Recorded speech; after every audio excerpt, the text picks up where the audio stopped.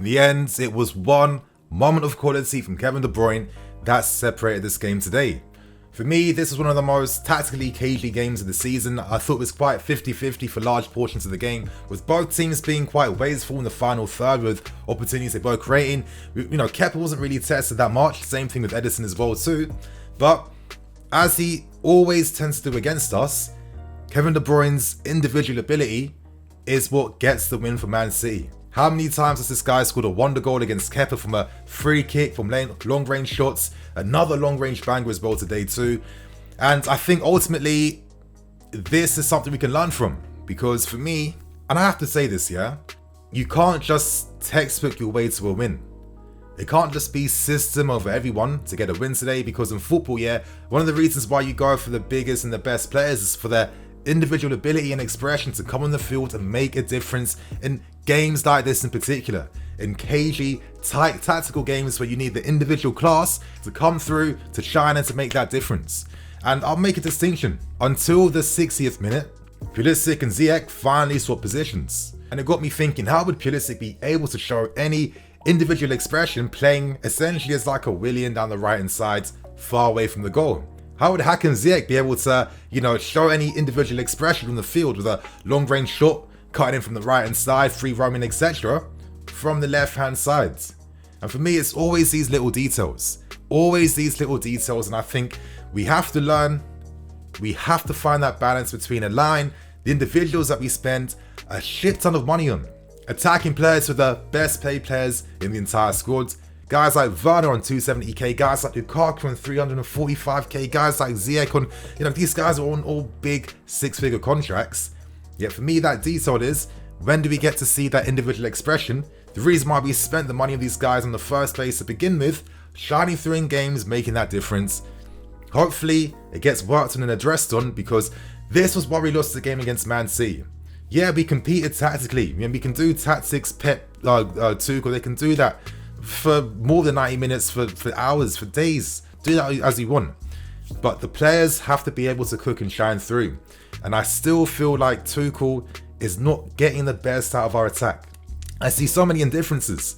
Of course, it wasn't the best performance from them. I can't say it was terrible, because at least these guys off the ball were absolutely on point.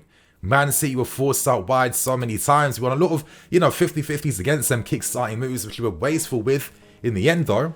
So tactically, these guys did their bit. They worked very hard, and this is why City also found it very hard to play against us. But for me, please, we have to do something, man. I think Lukaku for me was the shining example. Twice today, he had opportunities with shots on goal.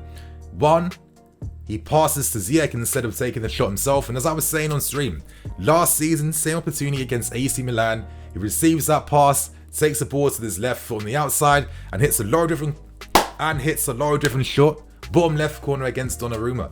You should have done the same thing against Man City. You have to be greedy, man, because it's not like you're getting 10 chances a game. You're getting one chance every 30 out. You're getting one chance every 30 minutes, if even that. It's got to be more. And in the start of the second half, when Koffer plays in and behind, good keeping from Ederson to, step out, close the angles down, make himself big. He's a world-class keeper. It's what he's going to do. But other than that, Lukaku, yet again, was star for service.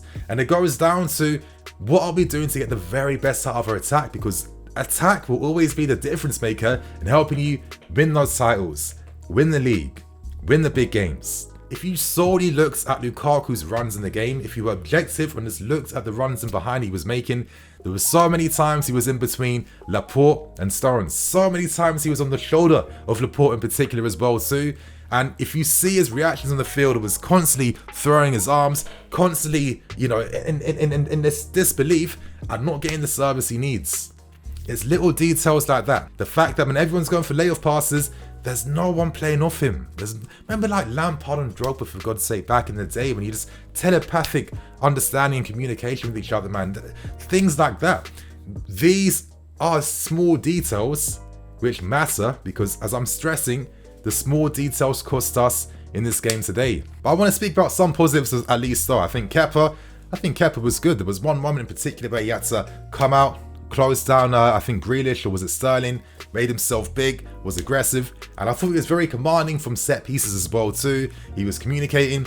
The only small mistake I think he made though, which is, I can't even be too harsh with him on, is for the goal that De Bruyne scored. I don't know why Kepa didn't pass it to Rudiger, who had literally spread himself wide to the right. Instead, he hits a long pass to Timo Werner, who you know is not going to do anything with the ball if it's not him running onto it. And just from that moment of that one time, our guys were caught out of position, as we caught too high up.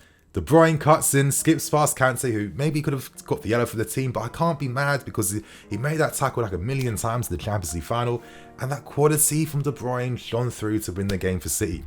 I'm trying to really stress that we can learn from this because we have the players that make a difference. And I also want to say this as well. A City team who had no injury concerns during the most difficult month of the season, no COVID concerns as well too. Playing versus us, but we have to use guys like Sarr at the back. No Mendy in goal. No Ben Chilwell, no Reece James. Of course, Mount's not signed. Was it tactical reasons, fitness reasons? I'm not even too sure. But, you know, it's not a full strength team. So I have to commend the guys for the work they put in off the ball, running, fighting, competing against a very strong City team. And for me, this was a tactically cagey game where you know that both teams would cancel each other out, and it was going to come down to the players on the field making that flipping difference. So, I don't know, man. I really hope that we see some improvements in this from Tuchel. I absolutely love Tuchel. If anyone, any idiot, I have to say, even dares try to say that I've got something against Tuchel nonsense, just don't watch my channel and go elsewhere. I'm just not entertaining ignorance in 2022, yeah? Alright? But for me, the one final thing we have to do with this team is to really master that attack.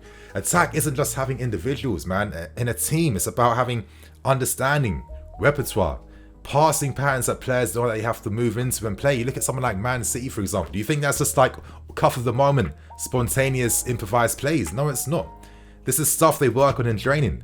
And I think to myself, I'm looking at Tuchel on the touchline, looking absolutely frustrated, as he rightfully should be, at the amount of passes and opportunities we're wasting.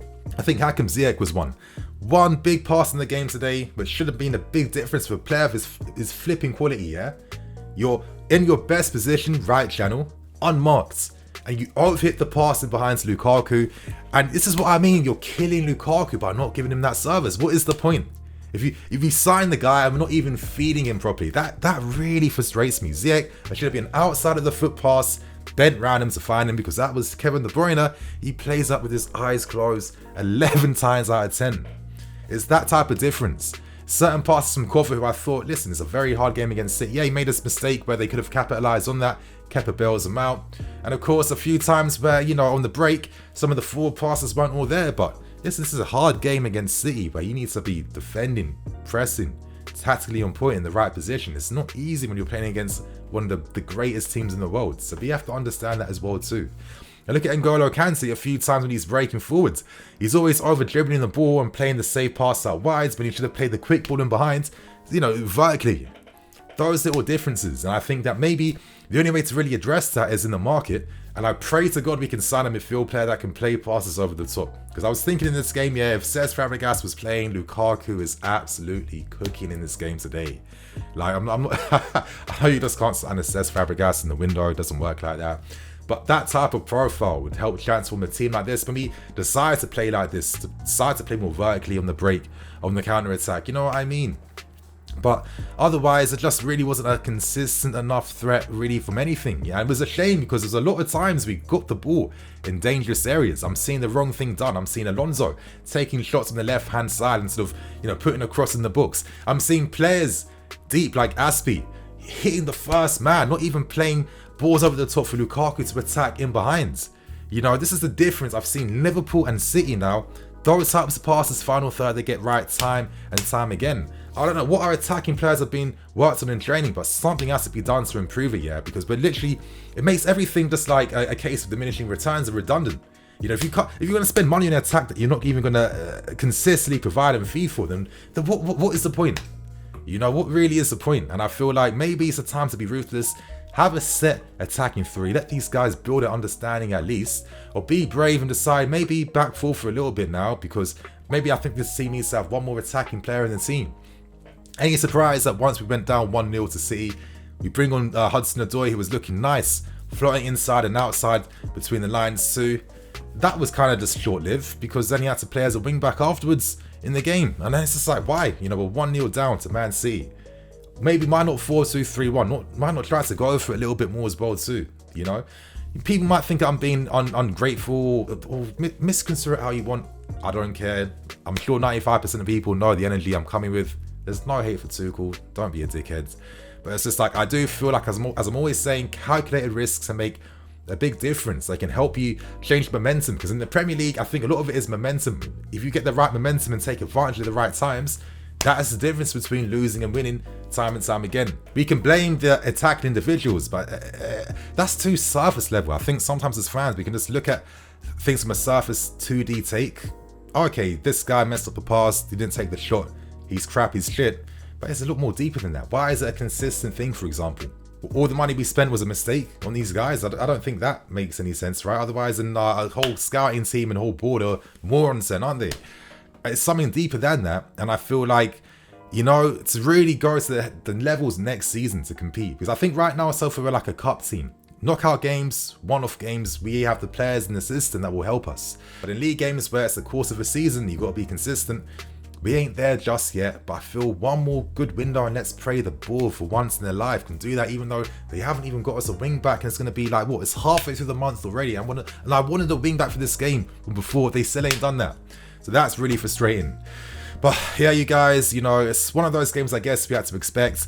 It wasn't an embarrassing defeat at all. It was still a valiant effort based on the circumstances of the team.